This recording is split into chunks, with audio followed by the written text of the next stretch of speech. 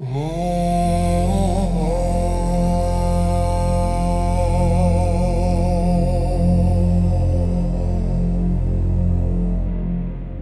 age fell upon the world, and wonder went out of the minds of men, when grey cities reared to smoky skies tall towers grim and ugly, in whose shadow none might dream of the sun or of spring's flowering meads,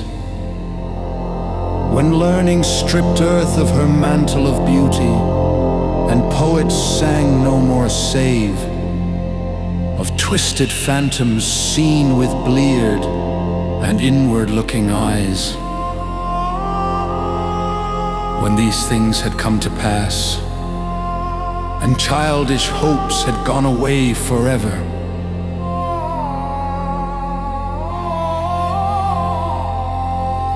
there was a man who traveled out of life on a quest into the spaces whither the world's dreams had fled.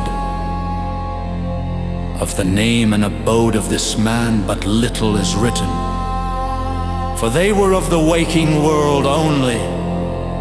Yet it is said that both were obscure. It is enough to know that he dwelt in a city of high walls, where sterile twilight reigned, and that he toiled all day among shadow and turmoil, coming home at evening to a room whose one window opened, not on the fields and groves, but on a dim court where other windows stared in dull despair.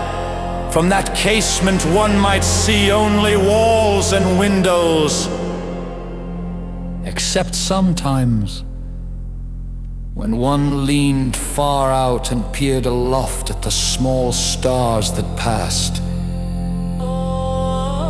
And because mere walls and windows must soon drive to madness, a man who dreams and reads much,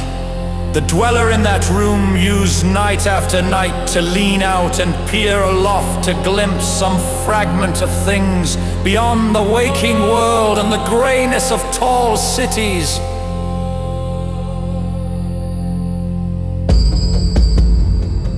After years, he began to call the slow-sailing stars by name, and to follow them in fancy when they glided regretfully out of sight, till at length his vision opened to many secret vistas, whose existence no common eye suspects. And one night a mighty gulf was bridged, and the dream-haunted skies swelled down to the lonely watcher's window to merge with the close air of his room and make him a part of their fabulous wonder.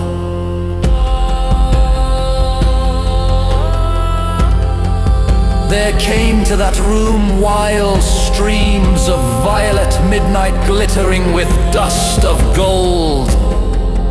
vortices of dust and fire swirling out of the ultimate spaces,